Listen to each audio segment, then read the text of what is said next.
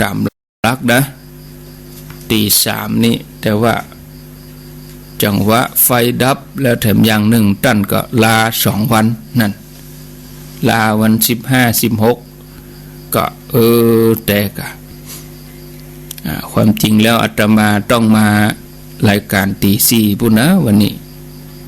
แต่ว่าวันนี้ไฟดับก็ตกหัวลวดอาบน้ำเหรอ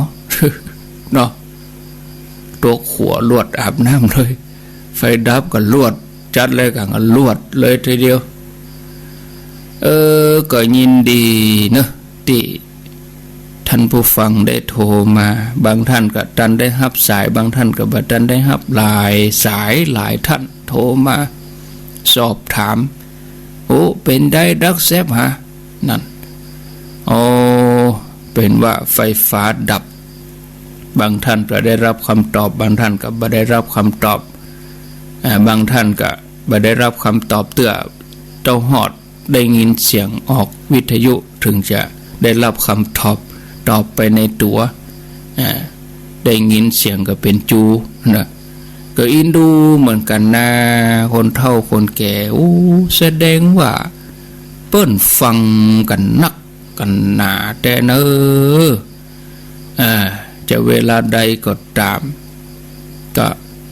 อยู่ในจิตในใจกันตลอดอนุโมทนาไม่ใจกล้าศรัทธาเขาละวุ่นละวือครูบาอาจารย์พระเจ้าพระสงฆ์ที่เป็นฝ่ายเทคนิคก็เป็นตื่นเพื่อกันเนี่ยเป็นบ่ม่วนเพื่อถ้าได้ยินเสียงแล้วก็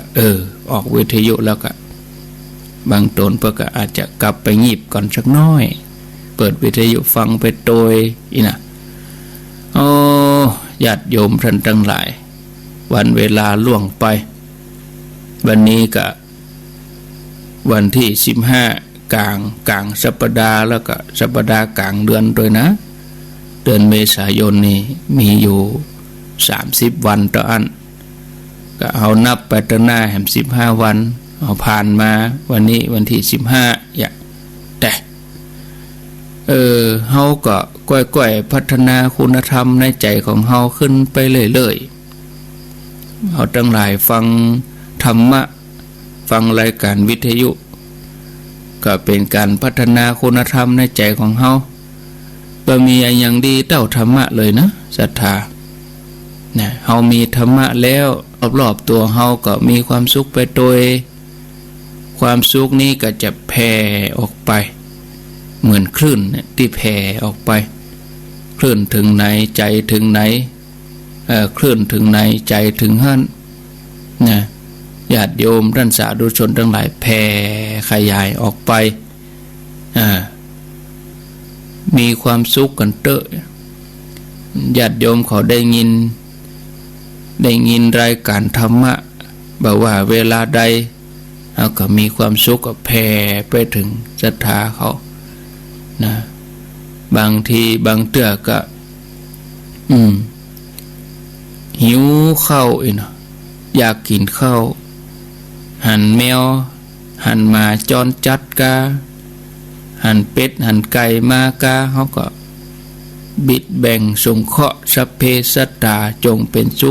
ขเตอะนะตัวในถึงคาดศรัทธาญาติโยมเขาก็แผ่เมตตาศรัทธาญาติโยมอันนี้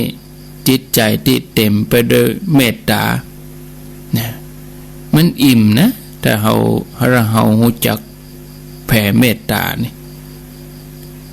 เฮาก็ก้อยๆพัฒนาใจของเฮาเติมเต็มด้วยคุณธรรมเติมเต็มด้วยการนำธรรมะวิธีทำใจของเฮาให้เต็มไปด้วยธรรมะข้อแรกนี่ก็คือว่าอุดหูหัวอย่าก่อนเนาะอย่างกับโอ่งกับถังเวลาหัวนี่น้ำที่ไหนจะมาเต็มเนาะ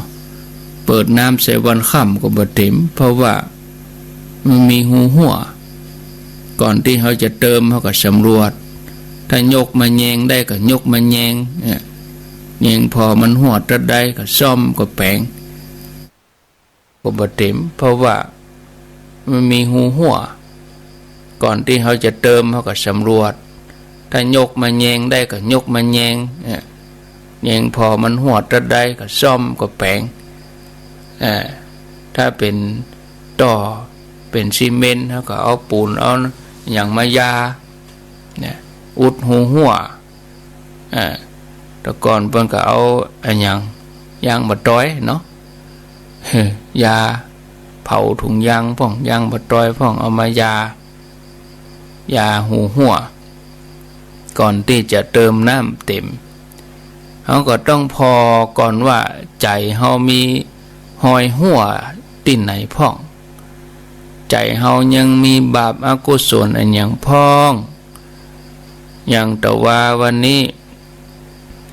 สังขารล่องกาวันเน่ากาปัญญาวันจะมาถึงเนี่ยเขาก็สำรวจตลอดปีหนึ่งเขาเอาไปโพ่ไปผิวติ่นไหนพ่องเอาไปด่าไปว่าไปพ่องเอาไปกึดอาฆาตพยาบาทไปพ่องเขาก็อุดหูหัวนั่นเหียเนี่ยอย่างใจของเฮาบ่มีศีลห้าที่ผ่านมาเฮาบ่เคยเลยมีแต่ทุศีลตลอดที่ผ่านมาบ่เคยมีความสงบสุขเฮาได้กล้ากึดฟุ้งซ่านบ่มีสมาธิเลยตลอดเวลาเฮาก็หลงโลกอย่างเดียวตามโลกไปเรื่อยๆบ่เคยมีปัญญาเฮาก็สำรวจใจของเฮาพอที่กิเลสอันอย่างที่ยังมีอยู่แล้วเฮาก็หูตันเมื่อเฮาหูตันแล้วเฮาก็ค่อยๆลดค่อยๆผ่อนไปแล้วก็ละได้ในที่สุดศรัทธาเนาะเครื่องมือในการละกิเลสนี่มีหลายระดับเนอะอย่างหมอเพิ่นก็ยังมีเครื่องมืออย่างเฮาป้องกันโรคภัยเขาก็มีเครื่องมือหน้ากากพ่องแอลกอฮอล์ล้างมือพ่องยังพ่องเนี่ยหมอจะผ่าตัดเปิ้นก็มีเครื่องมือนายช่างเปิ้นจะซ่อมเครื่องยนต์ซ่อมเครื่องจักรเปิ้นก็มีเครื่องมือทุกอย่างชาวนาจะทำนาก็มีเครื่องมือมีแอกมีไถมีควายเล็กมีรถไถมีอย่างก็ต้องมีเครื่องมืออย่างเฮาจะพัดจะแกงแม่ครัวก็ต้องมีเครื่องมือมีหม้อมีไหมีปากเนาะทุกอย่างต้องมีเครื่องมืออันนี้เฮาจะละกิเลสเฮาก็ต้องมีเครื่องมือที่หยาบเนี่ยเป็นห้องศีลหรอกนะศีลบ่ได้ล้างกิเลสแต่ว่าข่มไว้ศีลนี่เป็นตัวข่มกิเลสเวลากิเลสครอบงำใจเฮานะโอ้มันอยากจะทำชั่วเนาะใจก็ลิงลู่ลงต่ำบอกว่าตั้งกายตั้งวาจาก็มีศีลเนี่ยกั้นไว้ก่อนเกิ้งไว้ก่อนห้ามไว้กั้นไว้ข่มไว้บ่ให้ทำความชั่วทางกายวาจาแต่ใจก็ยังบ่สงบสุขเด้อเฮาก็เลื่อนระดับขึ้นมา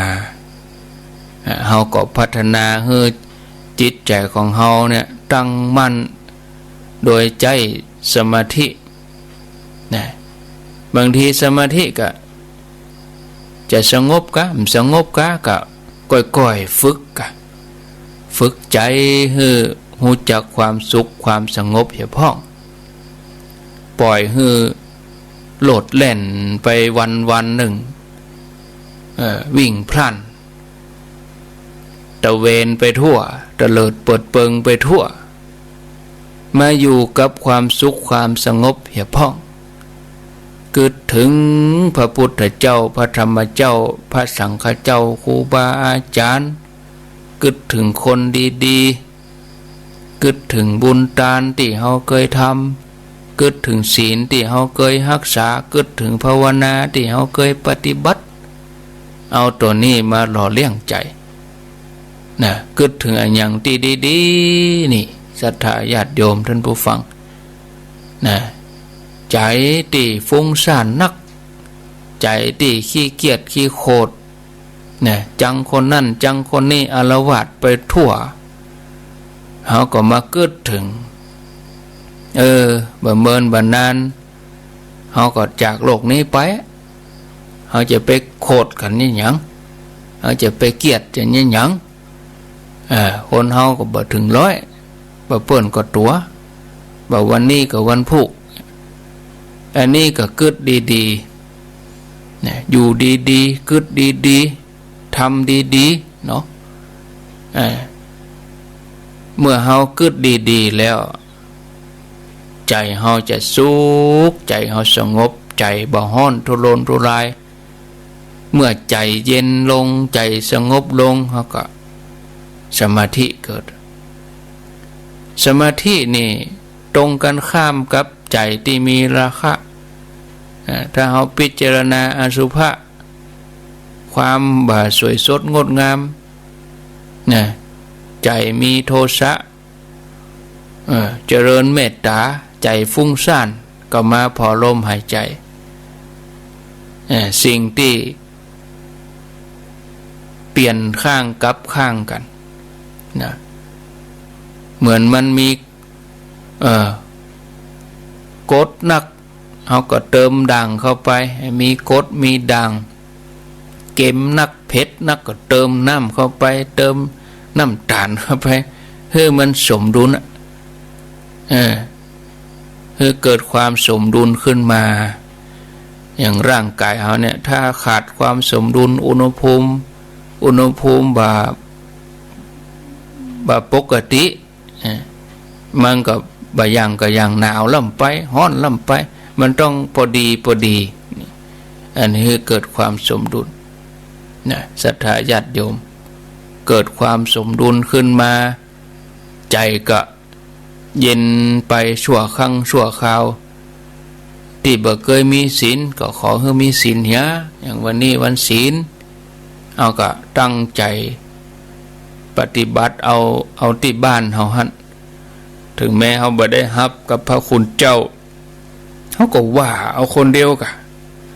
เฮาก็ตั้งใจว่าเอากาอันเดียวจะยามนั่นน่ะโอ้บ่ได้รับศีลกับพระเจ้ามันบ่แล้วใจว่าเอาคนเดียวมหาชนกเปิ้นไปมีพระมีตุเจ้าที่ไหนเปิ้นพอเอาเดือน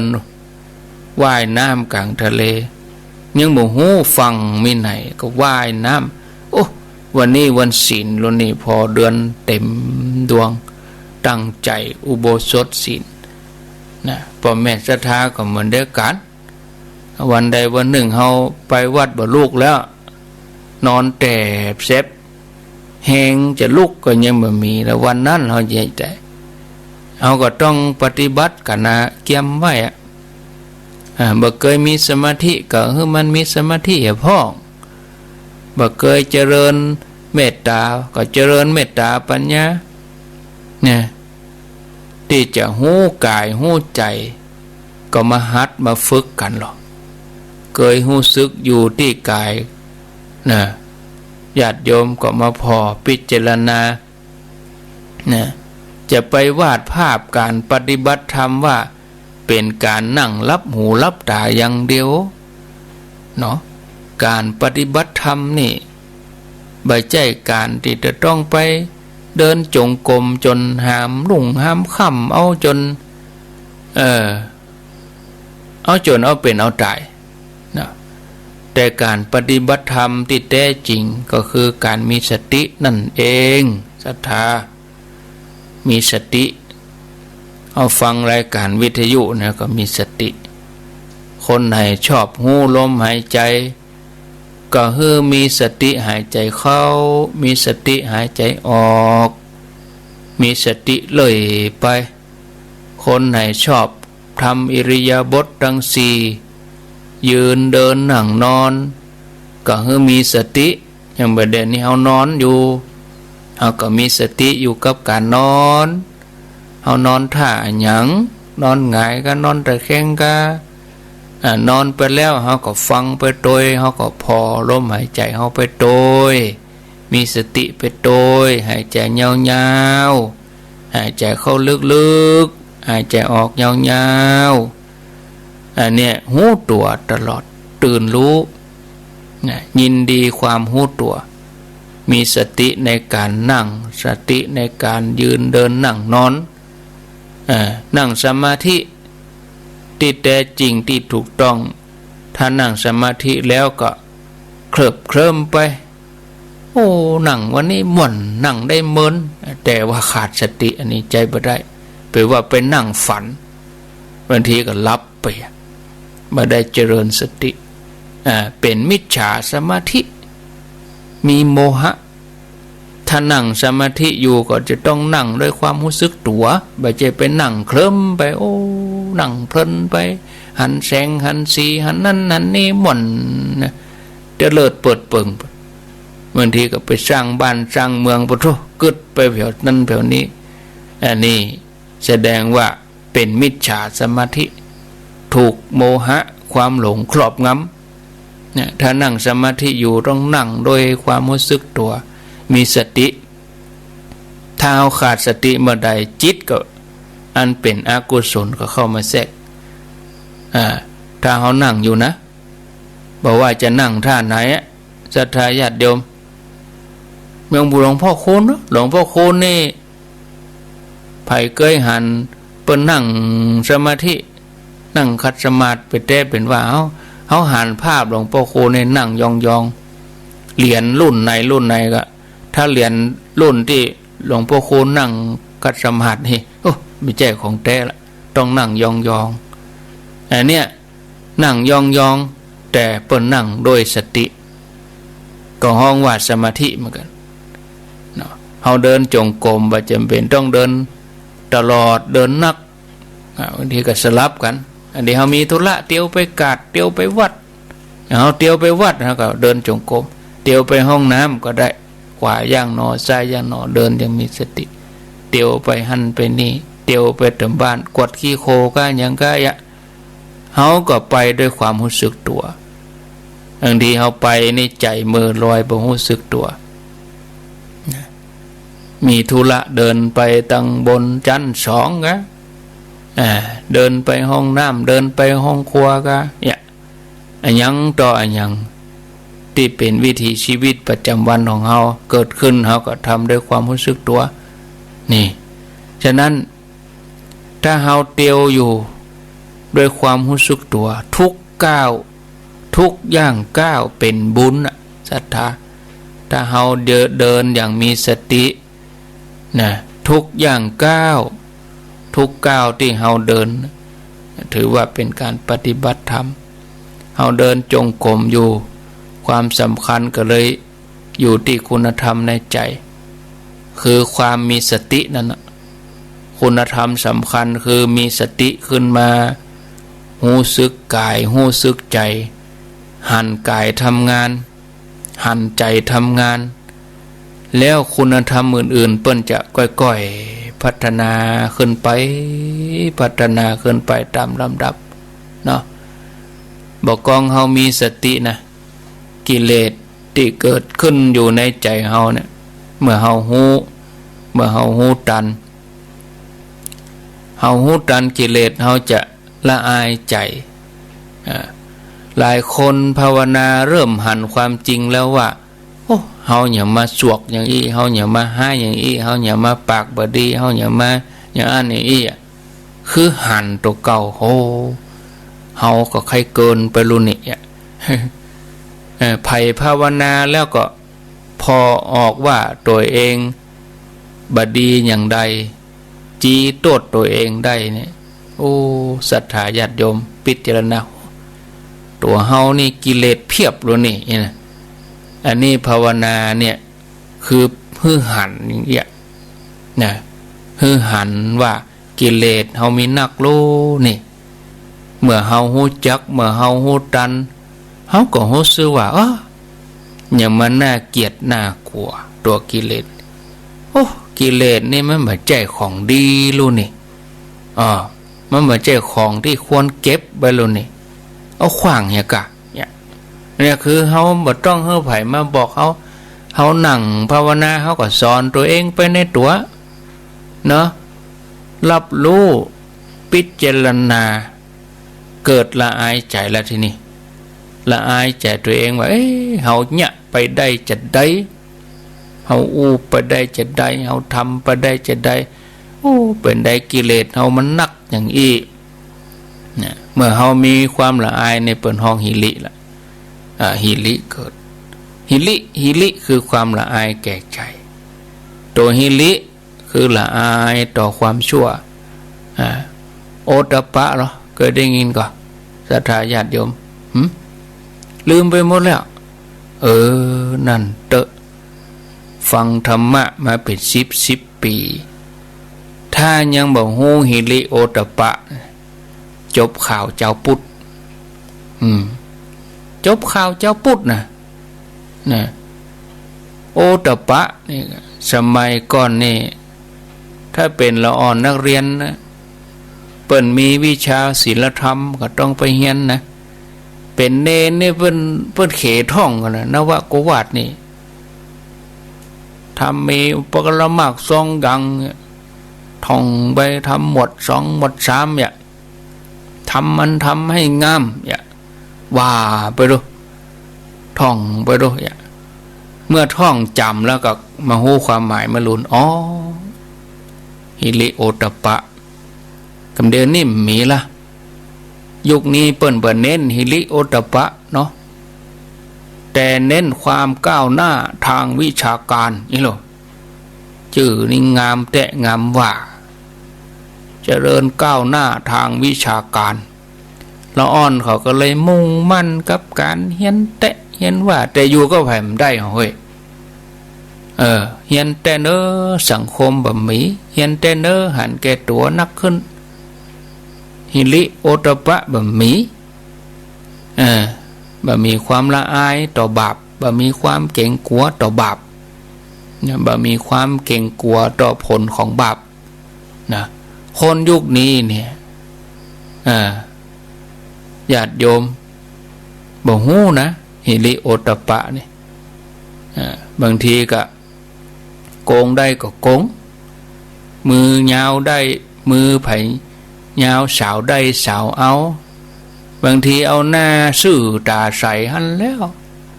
ยังมีหน้ามาเผยแผ่ความโกงนะเก่งยกย่องบางทีประกาศทฤษฎีขึ้นมาเลยมันขัดกับหลักศาสนาคอร์รัปชันโกงน้อยมันเป็นอย่างขอให้มีผลงานเห็นแล้วมีผลงานในการโกงศรัทธาญาติโยมก็ได้ยินข่าวมานักต่อนักอันนี้คือบ่มีหิริโอตตัปปะแต่ถ้าเฮามาหัดภาวนานะเฮามีสติเฮาจะฮู้ตันกิเลสที่เกิดขึ้นในใจของเฮาจะมีความละอายเนี่ยเวลาคนภาวนาดีๆนี่นะเปิ้นก็จะมีมาตรฐานการวัดหรออย่างอุณหภูมิเนี่ยเขาก็มีประหลอดวัดแม่เจ้านี่อุณหภูมิต่อได้เวลาเขาก็มีนาฬิกาวัดเดี๋ยวนี้เวลาต่อได้นี่เขาก็ถามเวลาต่อหือตีสี่ไปแล้วนะขับรถไปกี่กิโลเนี่ยเตียวไปต่อได้เขาก็มีมาตรฐานคนเฮาภาวนานี่มันก็มีมาตรฐานวัดอันหนึ่งในทางพระพุทธศาสนาเพิ่นว่าความน่าเคารพของตัวเก่าเนี่ยมีก็กราบไหว้ตัวเองได้ก็ความเคารพตัวเองยกย่องตัวเองมีก่อเนี่ยเขาบ่ต้องไปให้คนอื่นได้มายกย่องเขาพอตัวเก่าเนี่ยเฮาบางทีเฮาก็เกิดความปลื้มใจโชคดีแล้วเนี่ยที่เฮาบ่ได้ไปดุไปด่าอันหยังไผเปิ้นแปลงวันเน่าขึ้นมาเฮาก็จี้ติดปากเลยจะว่าอันยังก็เฮาจี้ติดปากนี่ว่าละเอามือตืดปากไม่พูดเนาะภาวนาแล้วจะรู้สึกว่าเฮาเนี่ยก็เป็นคนที่น่ากราบน่าไหว้ตัวเองได้เนาะศรัทธาญาติโยมท่านทั้งหลายใบใจจะ หน้าตาเฉยนะทำบาปอยู่หั่นแล้วก็ยกย่องตัวเองว่าเฮาก็เก่งอย่างนี้มันถูกต้องตรวจพอแล้วว่ามันสะอาดแต่ก็เฮาบ่ละอายใจตัวเองกะบ่ละอายฟ้าดินกะยืนหยัดท้าฟ้าดินศรัทธาญาติโยมแต่เขาเหล่านั้นก็เป็นมารทั้งนั้นก็ไล่บุบไล่ตียังก็โวยวายฮิริโอตปะนะเอาจะบ่ทำชั่วเด็ดขาดศีลเนี่ยเปิ้นจะเกิดขึ้นมาโดยอัตโนมัติล่ะศรัทธาเกิดราคะขึ้นโลนี่ละอายใจเขาจะไปคบพอจู้พอลูกพอเมียกึดไปตังบดีนี่มันมามีแล้วลูกเขาจะไปลักไปลักคัวไผ่ชกชิงวิ่งเล่าไผ่เขาก็กลัวแล้วเหรอโทสะเกิดขึ้นแล้วเขาก็หูตันเนาะได้ยินกรรมเข้าหูเขาก็แล้วที่นี่ละอายใจศรัทธาญาติโยมเขาด่าว่าเขาเป็นหมาเขาก็มาลูบพอปากเขาก็บ่ยาวปากเขาก็บ่มีขนเขาว่าเขาเป็นควายเขาก็สวมพอหัวเขาก็บ่มีเขาก็จบข่าวแล้วตัวอันถ้าเขาไปด่าตัวมันก็ได้ควายแหมตัวได้หมาแหมตัว เขาเป็นควายเป็นหมาคนเดียวเขาอย่างไรเกิดนี้สบายใจเนาะเขาจะต้องละอายใจเนี่ยเอาหูเต่าตันกิเลสนี่เป็นคู่เขานะท่านผู้ฟังเอาหูเต่าตันเอาละอายแก่ใจศีลเปิ้นก็จะเกิดขึ้นมาเลยอัตโนมัติเลย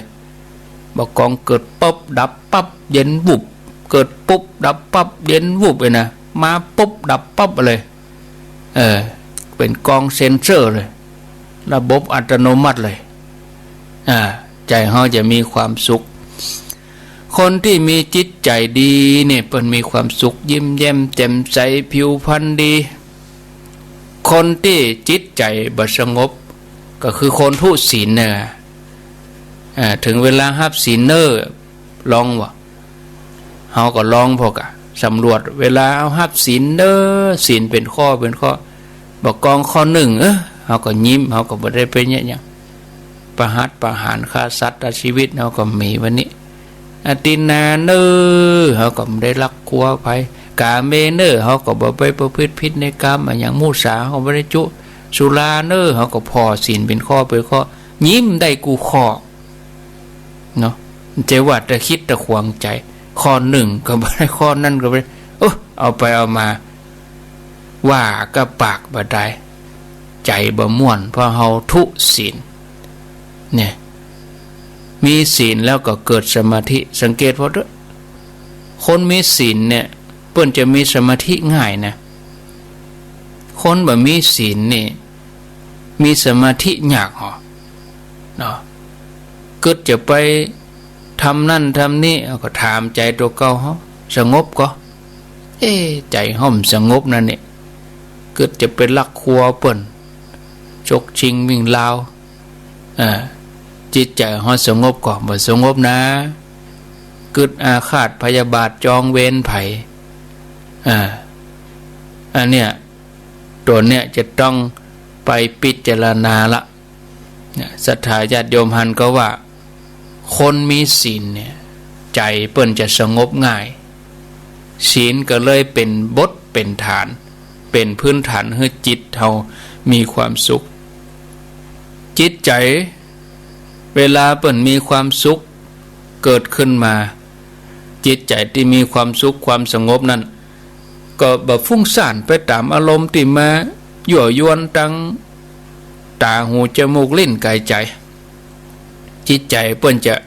ประคับประคองหูตัวหูกายหูใจอยู่เนืองอันเนี้ยเมื่อหูกายหูใจไป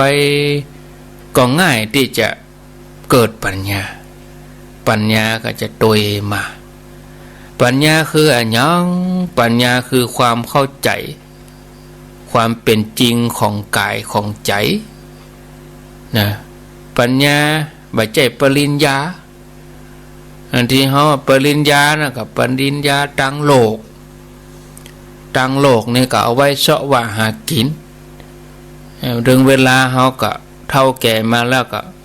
มีละเพื่อก็ใจมันได้ละต้องมาเสาะหาปัญญาไม่ใช่ว่าฉลาดคิดเลขเก่งแล้วมีปัญญาไปโกงเปิ่นนี่เนาะที่เปิ่นคิดบ่เก่งเปิ่นเนี่ยบ่ได้เฮามาคิดพอบางทีคนเฮามันเป็นทำได้จะได้ไปโคดไปโกงเนี่ยมีปัญญาแต่ปัญญาทางบดีแต่ปัญญาในทางพระพุทธศาสนานั้นก็คือความเข้าใจความเป็นจริงของกายของใจบอกกองใจเฮาตั้งมันแล้วบอกอยู่กับเนื้อกับตัวแล้วบอกเฮาก็จะหันกายมันทำงานไปหันใจทำงานมันก็จะรู้ว่าอันนี้มันใจตัวเฮาแล้วนี่รูปเคลื่อนไหวนามเคลื่อนไหวมีรูปมีนามเนาะหันมันทำงานอันเนี้ยคือเกิดปัญญาเมื่อมีปัญญาแก่รอบแล้วอันอย่างเกิดขึ้นศรัทธาที่เกิดขึ้นโดยมาก็คือลุดเลยวิมุตต์เลยเกิดเลยลุดพ้นเลยวิมุตต์เกิดเลยตัดเลยเมื่อวิมุตต์เกิดขึ้นจิตพ้นเลยพ้นจากอย่างพ้นจากการยึดกายยึดใจยึดถือยึดติดที่เปิ้นฮ้องว่าวิมุตติญาณทัสสะคือความเข้าใจแจ้งขึ้นมาเข้าใจถึงสิ่งที่พ้นจากรูปจากนามเราจะพบว่าความจุ่มเย็นสงบที่เปิ้นฮ้องว่านิพพานนั่นน่ะอยู่ซื่อหน้าเฮานี่หรออยู่ที่ปลายหูดังเฮานี่ดูนี่นะอยู่ต่อหน้าเฮาตลอดเวลาลูนี่ไม่ใช่อยู่ไกลลูนี่เฮาบ่ต้องไปรอให้เฮาตายก่อนเฮาก็นิพพานได้รู้เฮาก็หลุดได้รู้เฮาก็จุ่มก็เย็นได้รู้อันเนี้ยนิพพานดับจุ่มเย็นเนี่ยบ่เคยหายไปไหนรู้เป็นว่าอยู่ที่เฮานี่ลูนี่ตลอดเวลาที่ผ่านมานี่เฮาก็เตียวส่วนต่างกับนิพพานแต่เฮาฮู้จักเฮาเกยนะเพราะว่าใจของเฮานี่ฟุ้งซ่านเฮาบ่ยอมมาอยู่กับตัวนะฟุ้งซ่านตลอดใจของเฮาโดนกิเลสครอบงำนิพพานบ่มีกิเลสในใจละนะที่มีกิเลสก็บ่หันนิพพานนะเฮาฟุ้งซ่านเฮาปรุงแต่งนิพพานนี่เป็นสภาวะที่พ้นความฟุ้งซ่านพ้นความปรุงแต่งเมื่อเฮาฟุ้งซ่านเมื่อเฮาปรุงแต่งเฮาก็บ่หันนิพพานฝังพระนิพพานทำพระนิพพานให้แจ้งทำอย่างไรบางคนมันทำอย่างไรท่านทำพระนิพพานให้แจ้งก็ดับจุ่มเย็นแล้วก็ลุดเลยนิพพานนี่เป็นสภาวะที่พ้นจากขันธ์คือการยึดถือกายยึดถือใจอยู่นะเฮาก็ถ้ามีความยึดถืออยู่ในกายในใจเฮาก็บ่หันพระนิพพานก็แจ้งนิพพานบ่ใช่ของใหม่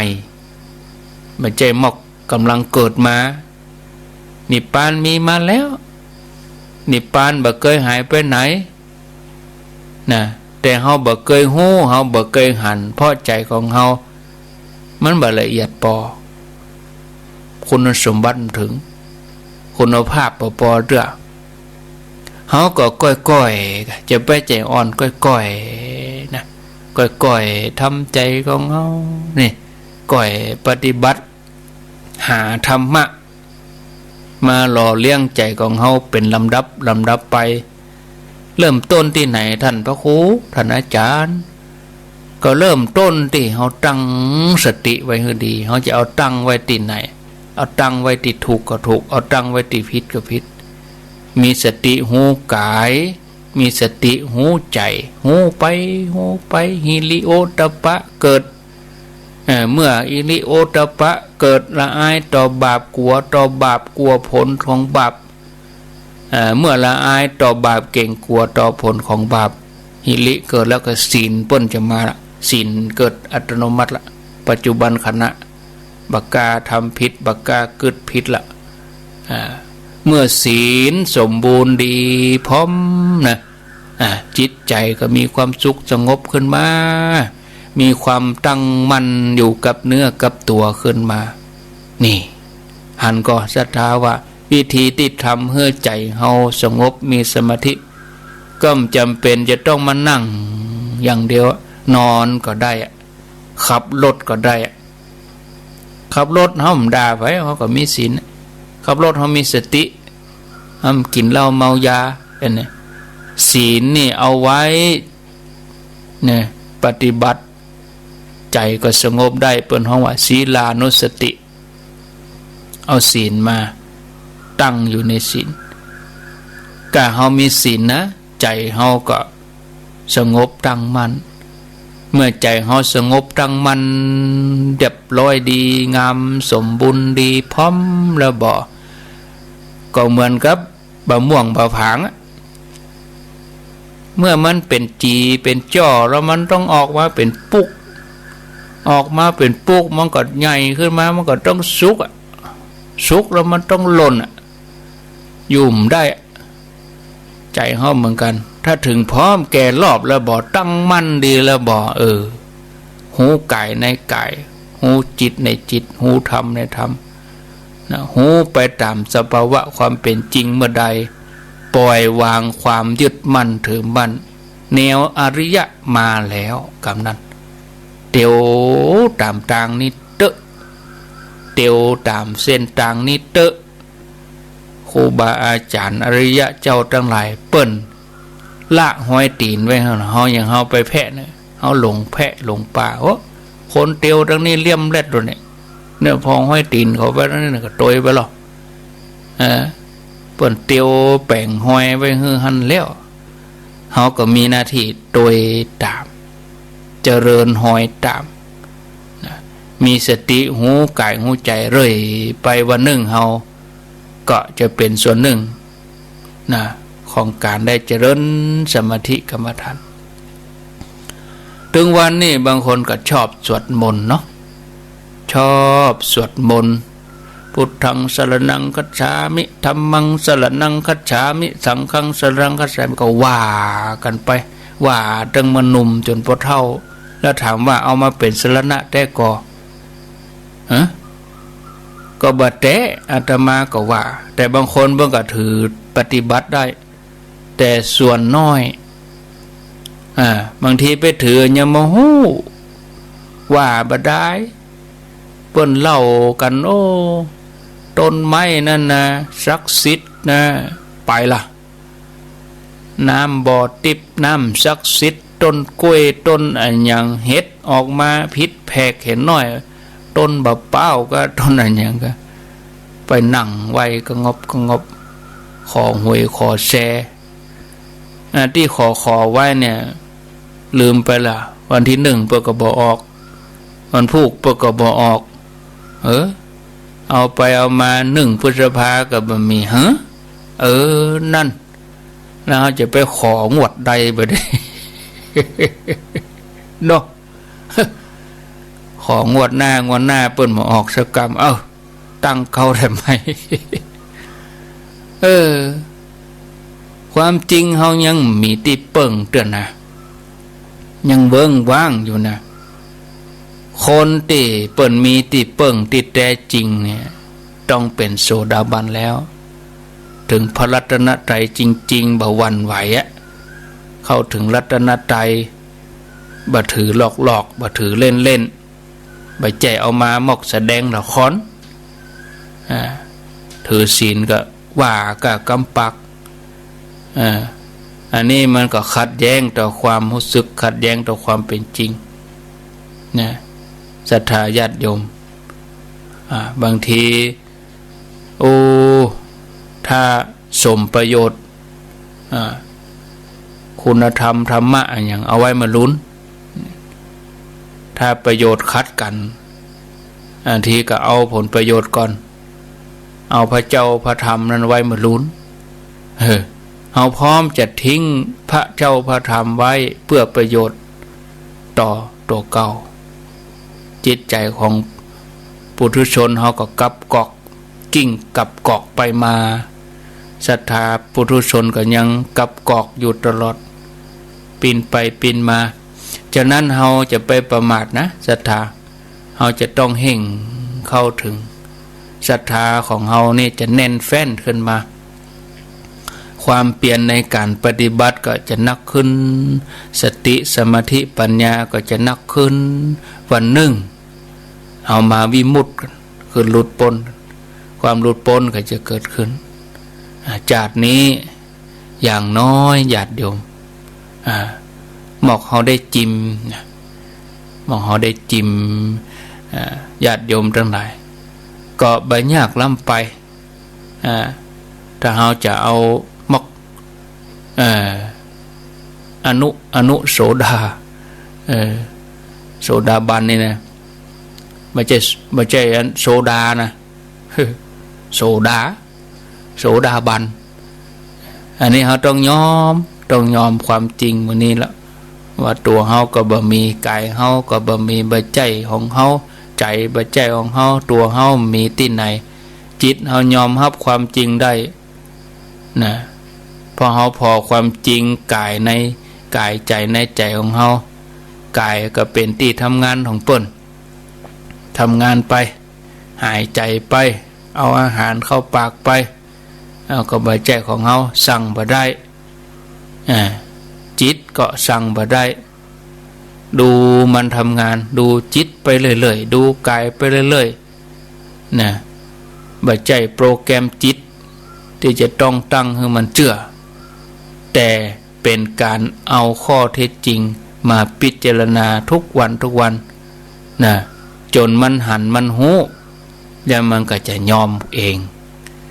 นะฉะนั้นการภาวนานี่บ่ใช่ยุ่งยากอะไรอย่างมีสติหูกายหูใจตามความเป็นจริงไปเลยเนาะศรัทธาญาติโยมไปก็28ละอันนี้ย่ำตันบอกเปิดสายจะโทรมาเราลบว่าจะได้จ้าเจริญปอนนั่นกดวางไปเสียก็ฮับแล้วก็ย่ำกดคลักแคกก็ว่าวิทยุดับ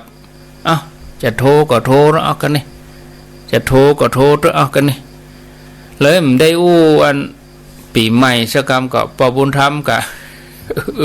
วันนี้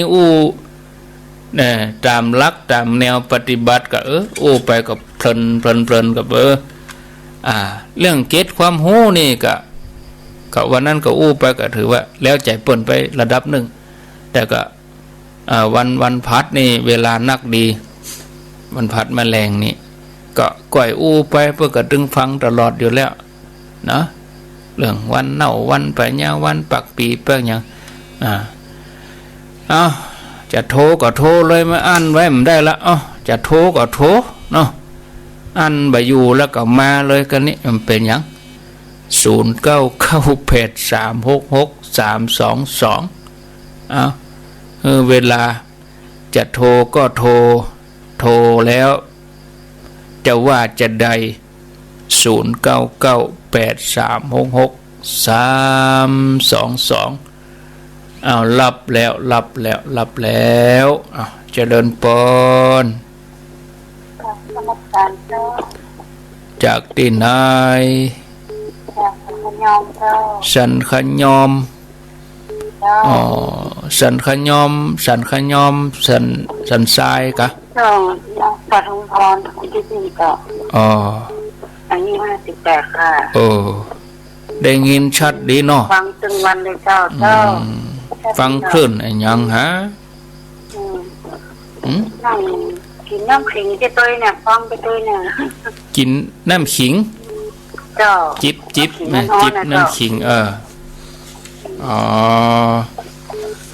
ฟังสถานีไหนไม่เอาแล้วเจ้าฟังคลื่นใดสถานีใดอ๋อ104ค่ะ104เจ้าโมทนาสาระดีเจ้าโมทนาแล้วก็สวดมนต์ทั้งวันนะเจ้าดีกากูเจ้ากูแรงค่ะดีละสวดแล้วก็เอามาปฏิบัติโอปนะอิโกน้อมเข้ามาใส่ตัวทางที่ดีถ้ามีเวลาเขาก็สวดแปลตัวนะทำวัดเอาบททำวัดแปลนะโอ้ทำวัดนะเอาแปลตัวว่ากำแปลตัวเนอะไปตัวจุเจ้ากว่านี้สวดไปตัวจุเจ้ากว่านี้โมทนาเจ้าสาธุเจ้าอันที่เขาเปิ้นให้สวดแปลเขาก็บ่ยอมจะสวดแล้วก็ว่าบ่ฮู้เปิ้นสวดอันยังก็บ่ฮู้เปิ้นก็มีบทแปลให้ตัวเขาก็หาเวลาก็เขาก็มาสวดจะสวดขี้ค้านท่านเฮ้ยเนี่ยอันน่ะเหมาะก็อยู่บ่ได้ก็ยังบ่สวดมันแรงกะแม่เจ้าก็ว่างๆเนี่ยแล้วก็บ่ฮู้เนี่ยเนาะบ่ฮู้ความหมายก็บ่ก็ต้องมีกำแปะให้รอเจริญปนเจ้าไว้ตาเจ้า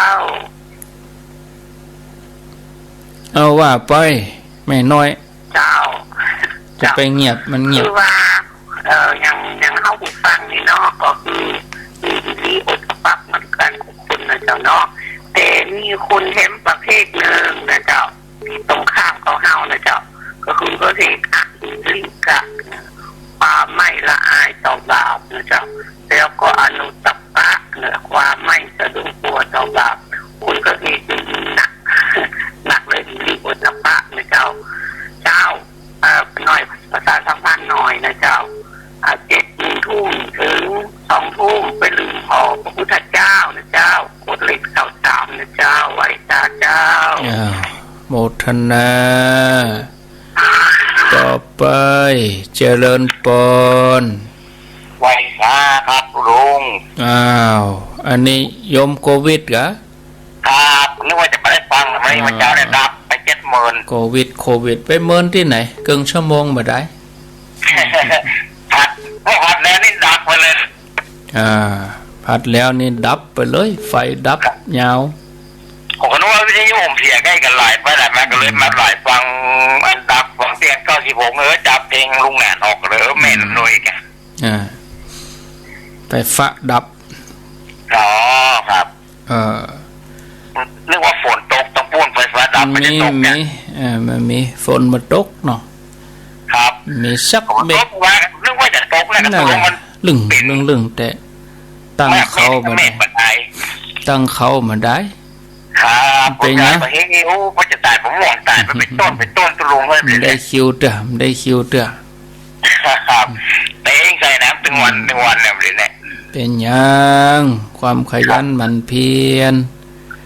ว่าไม่ได้หัวลุงมาเป็นกำลังใจให้ลุงนะครับโยมโควิดดอยหลังถ้ำ0998366322วันนี้เมืองฝั่งถ้าจะบ่ได้เพราะว่า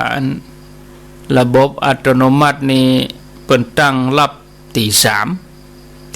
ตรงนี่เปิ่นจะรับละดักแซบอะเมืองฝั่งเมื่อเจ้านี่ดักปิงอะก็เอาเพราะควายมาหำน้อยปุ่นจะได้เจริญปนไว้สาเจ้าจะเจริญปนอันนี้โยมแม่มณีนะเจ้าแม่มณีอยู่ไหนแม่มณีอยู่วัดลุนนิเวศนะเจ้าวัดลุนนิเวศอันโยมแม่มณีโอนเงินให้ท่านไอซื้อเครื่องเสียงนะฮะอันโยมแม่โทรหาท่านหลังไม่หลายครั้งแล้วบัดดิดเลยเจ้าบัดเจ้าบัดดิดแต่ท่านบอกห้ามบัดเจ้าเสถียรออกปุ๊บโทรปั๊บก็ไปรดน้ำผ่องเข้าห้องน้ำผ่องแล้วก็ไล่มาท่านก็บอกบ้านนะฮะไล่ ไลน์อ่ะทางไลน์ก็ก็ท่านอ่านกะอ่านทุกอันเดี๋ยวอันพิมพ์มาหำกำบัจจับเดี๋ยวนี้ไลน์มาท่านเวลาท่านว่างขออ่านกำนะเจ้ามีหันไฟพิมพ์มามันไฟพิมพ์มาแม่โยมแม่มันดีส่งไปแล้วฮะชื่อยังอ่ะโทรศัพท์ในฮะมีนะไลน์บอกออกนะพิมพ์มาหันใหม่หัวถ้าออกชื่อบนตึงออกอันโยมแม่มันดีอันก็พิมพ์มารายละเอียดตั้งไลน์หันเอาเนอะแม่ไม่ใช่อันพิมพ์มาแล้วฮะแล้วท่านบ่อ่านอันมันมีนะแม่ก็กดสมัครเฮาเป็นเพื่อนก่อนกะกดสมัครเป็นเพื่อนนั่นเหรอฮะแล้วก็พิมพ์มาแห่ใหม่หันก็หันนะกะบ่หันก็บ่หันนะกะมันบ่หันน่ะมันมีชื่อโชว์อ่ะแล้วอันบัดนี้อันท่านติดต่อท่านได้แล้วก็ขอบอกให้ท่านเลยนะเจ้าเพราะว่าแม่ส่งเงินไปอันเข้าบัญชีท่านแล้วส่งรายละเอียดจังไลน์มาเนาะเจ้าส่งสลิปมาบอกมาโมทนาเนอจ้าส่งมั่มกำพี่มั่มกำมันหมีเขามาหันลูกคนเท่าเบิ่มบัดแล้วใจเจริญปนเจ้ากลับไปจะเจ้ากันตะหูแม่สุกแก้วเด้อศรีลาพรเจ้าศรีลาพรต้นฟังขันนาสิเตี้ยขันนาปดเจ้าฟังนักฟังหลายฟังขึ้น91นี่แหละเจ้าดีแล้วอนุโมทนาสาธุเจริญปนเจริญปนติดแล้วนมัสการเจ้าอยู่ที่ไหนอันนี้โทรมาจากหางดงนะเจ้าหางดงตำบลยังฮะหางดงตำบลหนองควายเจ้าฝนตกก็หางดงแต่ว่ายังบ่ตกเจ้าได้คิวเด้อเนาะเจ้าแต่ว่านี่อมก่อยฮอดตกนักขนาดอ่ะเจ้าจำต้องก็ได้เห็นหน่อยก่อยนั้นมันบ่ติดกะพยายามเอาถ้าว่างก็ตึงติดอันหยังแม่บ้านตองกายเจ้าบ้านตองกายชื่อแม่พรเนาะแม่พรอยู่ซอย4ตองกายเจ้าฟังตลอดเนาะเจ้าส่วนใหญ่ฟังเวลาใดแม่เจ้าก็ว่าแม่แรงแม่ฟังถึงวันเจ้าดีแล้วอนุโมทนาถ้าโทรไปมันถึงปฏิมันก็ตอนต้นเนาะอายุตัวใดแม่พรวันนี้โชคดีเจ้าแม่พรอายุตัวใดอายุ79แล้วเจ้าฟังกันไปถึงวันเด้อเจ้าสาธุแม่พรอันนี้เปิ้นอยู่หางดงตำบลหนองควาย0998366322ครั้งแหม20นาทีเอียนละบ่กดโทรมานี่เอียนละบ่จะโทรมาก็โทรจะจะเอาอู้กันไปสนทนากันไปปันป้อนปีใหม่ก็ได้ให้ปันป้อนได้ก็ปันป้อนมาโทรมาปันป้อนก็ได้เจริญปนจากที่ไหนแล้วงานตัวพ่องกามาเลยจากสัมปตองบ้านกลางดุนมองบ้านกลางกะครับผมบ้านกลางฟังชัดดีเนาะครับรายงานตัวพ่องกาแซงอย่างรายงานตัวกาแซงอย่างพ่อสร้างอะไรยังสร้างธรรมะสร้างศีลสร้างธรรมอะไรกะครับผมจะเฮือรายงานตัวยังไงครับผมก็เอียกกันดีแล้วจะเฮือรายงานว่าอย่างไรสร้างอย่างไรสร้างตัวสร้างอะไรยังสร้างพระพุทธรูปอะไรยังบอกว่าเจ้ามันแบบใจเวลาเศรษฐกิจบดีอินดูศรัทธาครับผมเป็นอย่างครับมันมาถูกเวลาเปิ่นเนาะ เนี่ยคือการรายงานตัวคือมาพบว่าอาตมาภาพกำลังสร้าง นั่น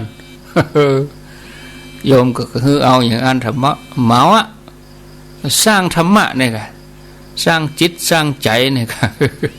จะไปรายงานตัวอย่างใดก็อาตมาภาพพระครูอภิวัฒนวิกรมวัดปากทางเจริญ รายงานแล้วรู้หรือแกสปะสปันหลายอันหลายอย่างเนาะ เอาเจริญพรรายงานตัวน มัสการเจ้าจุลุง รายงานตัวมาพ่องกา แม่อยู่สันซ้ายตำบลสันพระเนตรนะเจ้าสันทรายเนาะเจ้าสันทรายสันพระเนตรปุ่นโลนี่โอ้เจ้าฟังชัดดีก่อแม่ชัดดีเจ้าเข้า6เจ้าแม่อายุเท่าใดแม่อายุ83เจ้าแม่ชีวนา83ฟังชัดเจนดีเนาะเจ้าชัดเจนเจ้าฟังทุกเจ้าทุกคำวันล่ำได้ยินรู้ได้แม่มันโทรมาตันเปิ้นสักเดียวเจ้าวันนี้ลูกเจ้าแต่เจ้าปันปอนนะอุ้ยปันปอนลูกหลานก็มาเอาเห็นหน่อยนึกบ่ออกแล้วเจ้าเอาสปีก็ได้กะเอาสปีก็ได้กะสปีนึกได้กะได้ก่อนสปีได้ก่อนสปีติโยได้เจ้าเอาแหละเอาสปีเนี่ยกะเอาง่ายๆเอาแหละสปีติโยไม่ว่าสันโตทาบาโลโกวินัยสันโตมาเตภวะตันตรายโยสุขีธิคาริโกวะภิวะธนาทีนิจันนิจังจะแตนจำได้อ่ะยูวันโนสุขังพลังสาธุสบับกระโดดข้ามเลยเป็นอย่างก็ดีแล้วเหรอปะโทจำได้อย่างนี้ก็ดีแล้วเหรอเจ้าถ้าเต็มก็จะได้ห่อ1 2ห่ออันนี้ออกให้ห่อได้ห่อเดียวเนาะได้ห่อเดียวแล้วก็ถ้าเต็มสุดเจ้ายินดีนึเจ้าไว้ชาเจ้าก็ดีแล้วเป็นปันปอนได้นี่ก็ดีแล้วเนาะเจริญปอนไว้ชาเจ้าท่านพระครูเจ้าอันนี้สันทรายแห่งกรรมเนาะสันทรายหนองจอมเจ้าหนองจอมโอ้สันทรายนี่เหนียวแน่นเลยวันนี้ใส่แรกสันทรายก็โตยมาเป็นเส้นสันทรายมาแรงโตมาแรงเด้อสันทรายนี่นะแซงทางโค้งไปเลยแซงทางโค้งท่านแต่ว่าพูดอะไรอย่างพูดอะไรอย่างเงี้ยเตียนนั้นว่าบอกว่าท่านอยู่ผ้าเป็นผ้าเป็นตู้ก็อยู่แล้วเนี่ยกระจอบเขาไปว่าเนาะกระจอบเรื่องงานเงินนั้น5,000น่ะโอ้ก็ท่านบอกก็ท่านก็กินข้าวเจ้าบ้านมีเงินเจ้าบ้านมีกินท่านก็ยอดสั่งมันมีที่ยอดลำไยบ่มันแต่ดูเนาะมันก็เพลิดเพลินไปตามนั้นมันมีหยังเนี่ยก็ทดสอบกันก็ทดสอบคนเขาก็ดีเหมือนกันเนาะทดสอบคนนั่นแหละเจ้าฟังเด้อท่านเด้อเป็นกำลังใจท่านเจ้าไว้ตาเจ้าท่านเจ้าสาธุก็ดีเหมือนกันนะคนเรามันมีหลายอย่างแต่เจ้าแม่นสร้างก๋วยเตี๋ยวนะยังเหมือนกันนะพ่องก็เฮงพ่องก็น้ำพ่องก็ถั่วงอกพ่องก็มาไก่ก๋วยเตี๋ยวบ่ได้นะเนาะเจ้าอยู่ดีมีสุขเจ้าไว้สาเจ้าท่านเจ้าเจริญปนเจ้าไว้สาเจ้าท่านพระครูแม่สุทัศน์เนาะเจ้าโอ้น้ำไม่วางก็มีช่างว่าแล้วเนาะนึกว่าแม่ไม่วางน้องอยู่กันใจดีใจเย็นใช่เดี๋ยวเนี่ยมันให้ดูลำยัดแก๊กแต่รู้นี่ได้เจ้าหน้าวัดนี่ถูกได้จ้างแม่ครูอ่ะค่อยจ้างแม่ครูมาจกกระดาษจกก็ป่าอยู่อ่ะป่ามีขั้นนักอ่ะยินดูมันเด้โอ้เอ็นดูย้ายไปย้ายมาเอ็นดูทุกตัวใหญ่ตัวหลวงอดเอ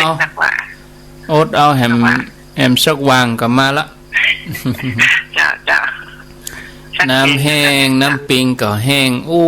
จังบ้านอาตมาน้ำบ่อยังแห้งแม่เฮ้ย โอ้แต่ ยังบ่เป่าบ่นะน้ำบ่อนี่แห้งขุดลงไปหมู่ฮู้กี่ท่วม ใส่ส่วนเขาอ่ะเนาะน้ำบ่อแห้งอ่ะเนาะ น้ำบ่อแห้งเลยอ่ะโอ้พวกได้รถอบตมาต่างน้ำมาส่งให้เขาถึงวันอินดูเขาเหมือนกันนะศรัทธาเขาเนี่ย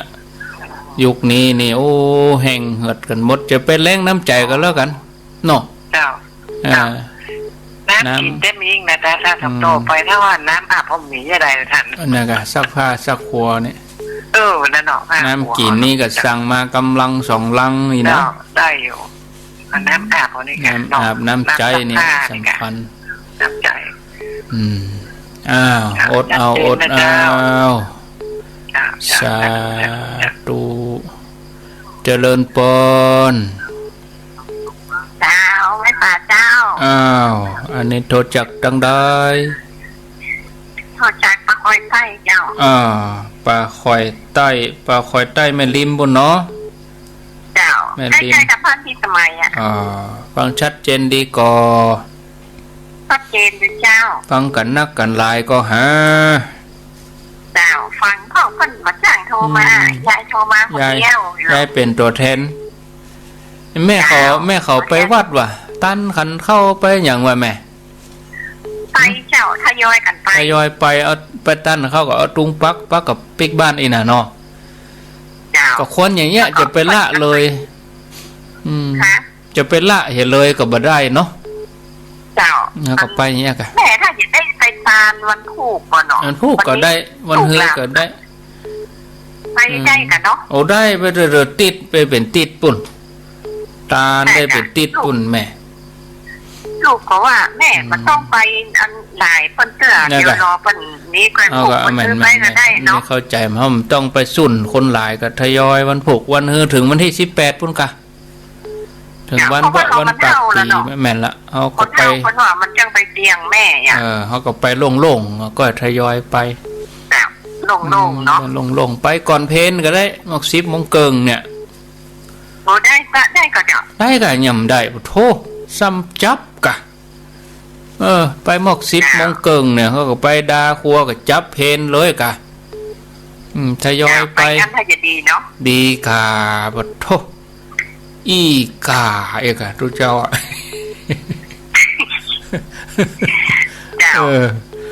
โมทนาเนอไปสาเจ้าถ้าได้ไปน้ำพุจะไปแหววัดท่านเจ้าได้ไปโอ้อนุโมทนากึดเติงหากันอีกก็ดีแล้วฟังกูเจ้าอีกก็ดีแล้วดีใจแล้ว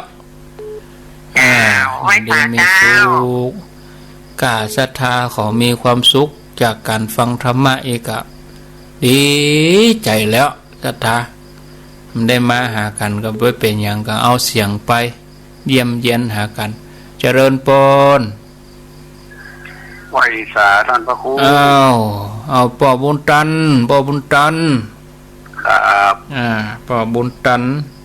รายงานตัวพ่องปอบุญตันรายงานตัวพ่องไงฟังกับเจ้าแล้ว3 ยอดฟังต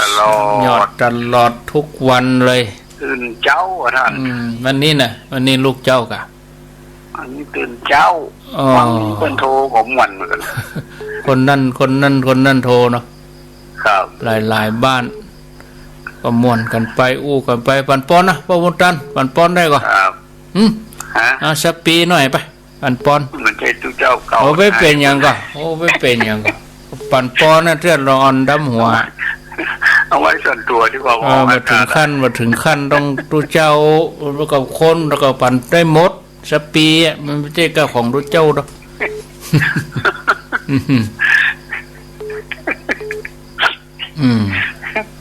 ว่าเตี้ยบอก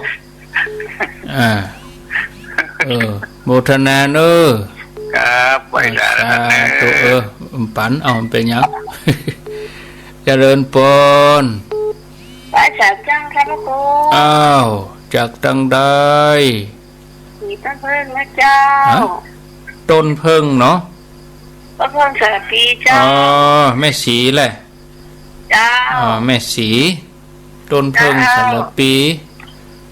เจ้าต้นเรื่องสลักปีเจ้า ฟังชัดดีกา เจ้าจะไปวัดหรือเจ้านะเจ้าคุณ จะไปจันนะเจ้า เกียมตุงเกียมหยังไปเรียบร้อยเนาะ เจ้าเอาปืน ก่อยๆทยอยไป เจ้า ทยอยไปกา เจ้าปีใหม่ปีนี้จะเพิ่มม่วนคืนมันดูหมอม่วนนะเจ้าเนาะ ม่วนอยู่ คือว่าม่วนก็ม่วนอยู่ม่วนกับมันแบบมี7 วันอันตรายมันแบบมีรถเครื่องจนมันแบบมีอุบัติเหตุแบบมีเหล้ามียาอีกอะแม่ เจ้าม่วนอย่างเงี้ยเจ้า ม่วนนี่เขาก็เอา เจ้า อัน เจ้าละอ่อนขอได้เงาตัวม่วนอย่างเงี้ยเจ้า นั่นกะเนาะ เจ้าเขาก็ม่วนกินม่วนตานเขา ไปแจกแต่ละอ่อนเขามาดับบุญนะเจ้า ม่วนกินม่วนตันม่วนทำบุญไปเหียเนาะ เจ้า สา เขามาดับบุญวันชัปีที่โตเขา สปีกะแม่ปันเฮกัมกะไม่สิปันสปีเฮกัมกะเจ้าสปีนี่แหละอาจารย์นายวันนี้ก็เป็นวันนี้มีอริเศษเหตุประสังขารปีเก่าก็พ้นไปแล้วปีใหม่แก้วพระเจ้าวันก็มาหอดมาถึงข้าเติงลูกหลานก็มาได้ขณะมาอาบน้ำหัวแม่ก็วันหน้ามาเอาแล้วโอ้ยกโตโหโดชิกรรมเป็นพระเจ้าได้ประทับกรรมต่างอันใดขอให้สมด้วยความปรารถนาผู้ประการสติปิโยงในสันตุสัพพะโลกของในสันตุนักถีพระวัตรตระโยสุขีที่ชายุโกอภิวาชันตาโลธรรมาวสันติอายุวันโนสุขังปลาเจ้าอีกาโทเอากันนะเจ้ายินดีเนอได้ไปอีกขอบใจเนอะแล้วกันเอาได้2 ห่อแล้วได้1 2 ห่อแล้วได้1 2 ห่อแล้วนะได้2 ห่อแล้วเจ้าจัดตู้นะเจ้าฝึกปั่นปอนสักปีก็ได้สั้นๆเอาย่อๆเอาเจริญปอนมาจักรเจ้าอันนี้อันแม่พรกับแม่พรเจ้าเอาแม่พรปั่นปอนเลยแม่พรเฮ้อปอนกันมาร้องวัวแดงปอนเฮ้อกำเอาปอนเฮ้อกำอาทิตย์ที่แม่ถนัดนะกะปอนปีใหม่อ่อนมาดำหัวไอ้แม่ปั่นปอนยังได้ปีใหม่ก็ป้อนไปแล้วปีเก่าป้อนไปแล้วปีใหม่เที่ยวพยาวันเนี่ยมาเที่ยวจอดรอถึงตัวแห่งผู้ค่าจำตาใบหน้าตาบอแล้วขอให้ลูกผู้หลานอยู่ดีไม่ช่วยเลยจ้ะเอาสปีเหกำกะได้ก็วิจิโยมีวัตถุบ้านโลกโหอายุวันโนสุขังพลังสปีติโยพลังสปีติโยอายุวันโนสุขังพลังอีเนาะก็ได้อันก็เอาไปห่อหนึ่งไปเหรอก็ได้แล้วโอ้สปีติโยน่ะได้ถ้าอีร้อนก็จื่นใจแล้วแม่เอ้ยเอาน้ำขมิ้นเข้าไปจุ่มสวัสดิ์มันบ่เอามือจุ่มประเดี๋ยวนี้เขาก็เอาดอกเกตถวาเอาดอกจุ่มแล้วก็แพทใส่เขาเอามือจุ่มก็เดี๋ยวอสมหันมันเล็งแหละคอยเล็งแล้วก็ปัดป้องก็จะยาวเลยเอายาวๆเป็นอย่างมันเนี่ยมันออกโซนมันซุกเสริญเนาะมันออกโทรทัศน์เนาะเอาอีกอยู่มันประกันคือเจอจะออกโทรทัศน์มันใจเลยเป็นยังอ๋อวิทยุเนาะดาวโชคดียายพรเคยตานเข้าวันนั้นแล้วมันตานก่อนแล้วเนาะอายุไปอย่างสาธุยายพรหน้าพระครูหน่อยพระครูนี่ก็บอกให้สบายเป็นอย่างตานตุนน้อยก็ได้ตุนน้อยก็ได้ตื่นลูกมักโตอะไรอย่างแล้วน้องน้องยาได้ไปเดินบ้านจะหาออกมาวัดนี่จ้ะถ้าส่งเขาก็อาพาธเหมือนกันนะนี่มาใครสบายเหมือนกันยินดีเนอะยายพรโชคดี เจ้า อ้าวสา เจ้า ธุอันนี้ ปีใหม่ถึงนี่ ล่องวัวแดงเอาสุดท้ายสายสุดท้ายเจริญปน เอาภาษาครับครู เอาป่อบุญมีเมืองกลางป่อบุญมีปั่นปอนได้ก็ป่อบุญมีหืม น้อยเดียว น้อยเดียวเอาน้อยนะเอาน้อยเดียวนะอ้าว ที่โจมาก็ว่า ไปใจดี ได้ละถ้าแต่เราอายุทุกฝังปลาล้า ปั่นปอนไว้อีตีพีโช ก็มันว่าไปถึงมันว่า เอามาเป็นอย่างอ่ะโอ้ เขาได้หนังสือนะ ฮะหนังสือยังอ่ะ คือปันปนนะ โอ้ก็ง่ายกับเมื่อกี้บรรทัดดอกก็เลย ได้ จะบ ก็ อก ได้ก็ตาโลอายุวันโนแล้ว ก็ กัน เฮาปั่นกูเจ้าก็ว่าโดยเฮาก็ว่าพร้อมเฮาก็ นั่นแหละว่า ก็ว่า นั่นแหละ โดยอืม พยายามว่าจะข้ามคูนี่จ้ะ ว่าโดยเฮานะเนอะ ครับ โอเคนะสาธุหืม ครับว่าสา สาธุ เอาแล้วขอพักตัวเองกันนะทวนสายก็ได้จะได้ลา ต่อไปกับฟังท่านมหาวิษณุจารุธรรมโมตัง91ตัง103.50ขึ้นอื่นๆก็อยู่กันปกติเฉพาะ96นี้ก็จะเป็นการทำวัดเจ้ากับคณะสงฆ์วัดเจริญต่อไปสันคันยอมสันทรายแม่น้อยกัดนัดโยมโควิดโดยหลัง